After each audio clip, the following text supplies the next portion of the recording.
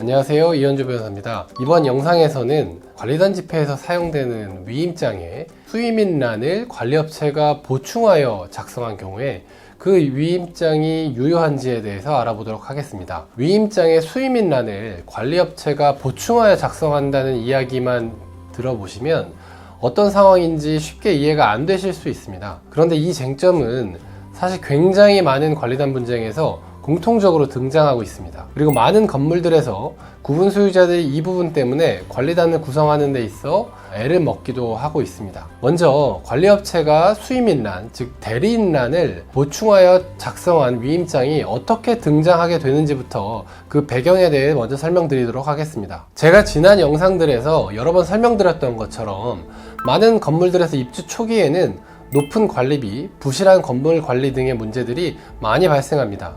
시행사가 선정한 관리업체가 건물 관리도 제대로 하지 않으면서 관리비만 높게 책정하는 경우가 많기 때문에 이런 문제들이 발생하는 것인데요. 그렇기 때문에 입주 초기에는 소유주들이 관리단 집회를 개최해서 관리단을 구성하고 관리업체를 변경하는 양상으로 관리단 분쟁이 전개되는 경우가 다반사입니다. 이렇게 관리단이 구성되면 관리업체를 변경하려고 하는 경우가 많기 때문에 관리업체들이 관리단을 구성하는 것을 좋아하지 않습니다. 그래서 여러 현장들에서는 관리단 구성을 적극적으로 방해하는 관리업체들이 나오기도 하는데요. 그리고 소수의 관리업체들은 관리단 구성을 방해하는 방법으로 자신들이 직접 관리인이 되거나 관리업체와 관련 있는 사람을 관리인에 앉히기도 합니다. 애초에 소유자들이 스스로 관리단을 구성하는 것을 원천적으로 차단하는 것인데요. 그럼 어떻게 관리업체가 관리단 집회에서 관리인 선임에 필요한 과반수의 표를 모을 수 있었던 것인지 궁금하실 수 있습니다. 관리업체가 관리인 선임에 필요한 과반수의 표를 모으는 과정에서 사용하는 편법적인 방법이 바로 오늘 영상에서 설명드리고자 하는 부분입니다. 시행사와 관리위탁 계약을 체결한 관리업체는 건물 입주 시점 이전부터 건물 관리를 시작하게 됩니다.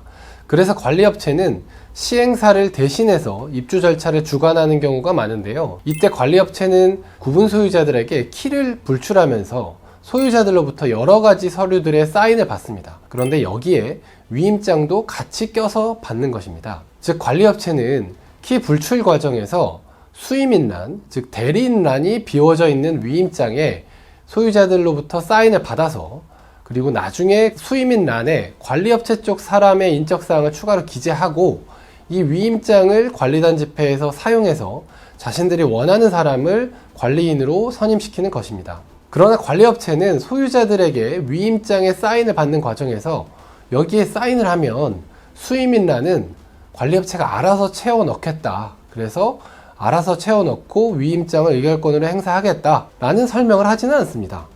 거의 대부분의 구분 소유자들은 입주 과정에서 키를 받아가기 위해서는 꼭 사인을 해야 한다기에 그저 키를 받기 위한 목적으로 사인을 하게 되는 경우가 훨씬 더 많습니다. 그래서 이런 방법으로 관리업체 쪽 인사가 관리인으로 선임되면 구분 소유자들은 너무 황당하고 이에 반발할 수밖에 없는 것입니다. 요즘 유독 이런 문제가 생기는 단지들에서 상담 요청이 많이 들어오고 있는데요. 그럼 이렇게 키를 불출하는 과정에서 수임인란을 공란으로 하여 위임장을 받은 후에 그 수임인 부분을 관리업체가 보충하여 작성한 경우 이 위임장의 효력을 우리 법원이 어떻게 보고 있는지 살펴보도록 하겠습니다. 법원의 판단들을 요약해서 말씀드리면 하급식 법원의 판결이 갈리고 있습니다. 유효로 본 경우도 있고 무효로 본 경우도 있는 건데요. 즉 이런 경우 일반화해서 그런 위임장이 무효다 유효다 말할 수는 없는 것이고 구체적인 사실관계가 어떠한지 그리고 어떤 증거들이 소송에 제출되는지에 따라서 결론이 달라질 수 있다라고 말씀드릴 수 있습니다. 법원의 태도를 구체적으로 살펴보기 이전에 일단 이와 관련된 집합건물법 규정을 먼저 살펴보도록 하겠습니다. 집합건물법 제38조 2항인데요.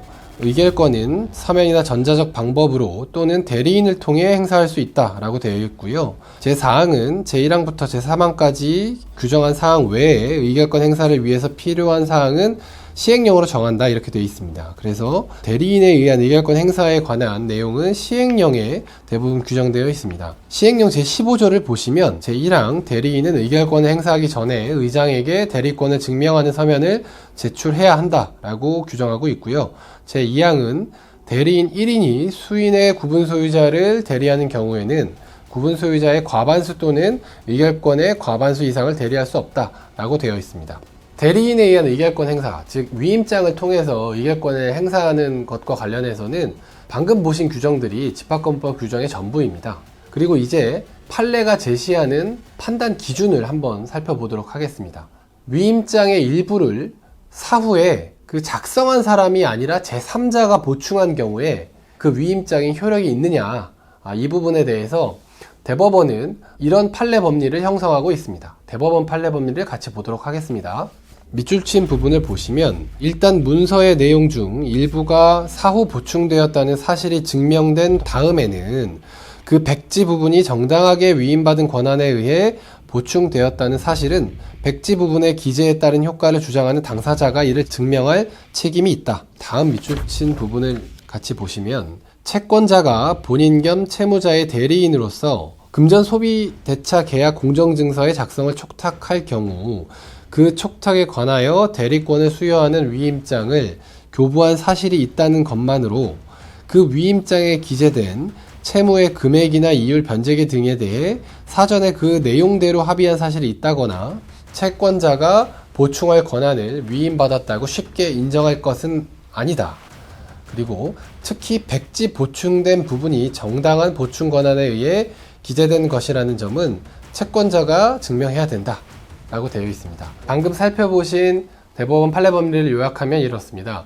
위임장에 백지 보충된 부분이 정당한 보충 권한에 의해 기재된 것이라는 점은 신중히 판단해야 되고, 이러한 점은 이를 주장하는 쪽에서, 즉 위임장의 유효함을 주장하는 쪽에서 입증해야 한다는 것입니다. 결국 정당한 보충 권한에 대한 위임이 있었다는 것에 대한 입증을 성공하면 위임장은 유효가 되는 것이지만, 반대로 그 입증에 성공하지 못하면 위임장은 무효로 판단될 수 있습니다. 즉 정당한 보충 권한에 대한 위임이 있다고 판단되면 그 백지 보충된 위임장을 유효로 보고, 정당한 보충 권한에 대한 위임이 없다라고 판단이 되면 그 위임장을 무효로 보는 식으로 이렇게 일관되게 판단하고 있다라고 평가할 수도 있습니다. 이걸 달리 표현하면 이렇습니다.